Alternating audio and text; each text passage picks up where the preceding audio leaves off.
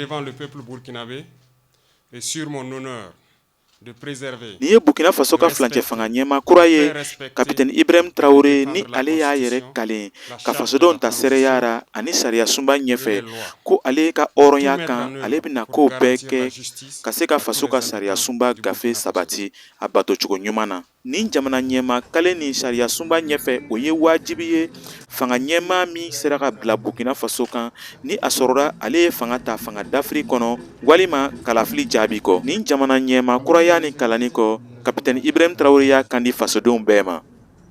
Peuple combattant du Burkina Faso, anw ka jamana bɛ waati min na o waati nin yɛrɛ ka gbɛlɛ kojugu yaasa ka se k'a ɲɛfɔ a bɛ cogo min na. Nin gbɛlɛya nin yɛrɛ bɛ ɲini ka anw ka jamana ɲɛnamayali dafiri.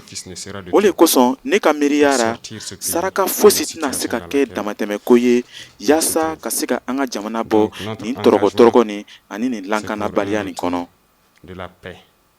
Ɲani kapitɛni Ibrahim Traoré k'a ka kuma kuncɛ sariya sunba ɲɛfɛ a y'i fasodenw bɛɛ wele finitigiw yɛrɛkɔrɔsidigilenw n'an ko VDPw ani fasodenw bɛɛ u ka o tigɛ di ɲɔgɔn ma yaasa ka se ka nin kɛlɛ nin kɛ kosɛbɛ min bɛna se k'a to an ka jamana bɔsi ka bɔ nin maajugu ninnu bolo.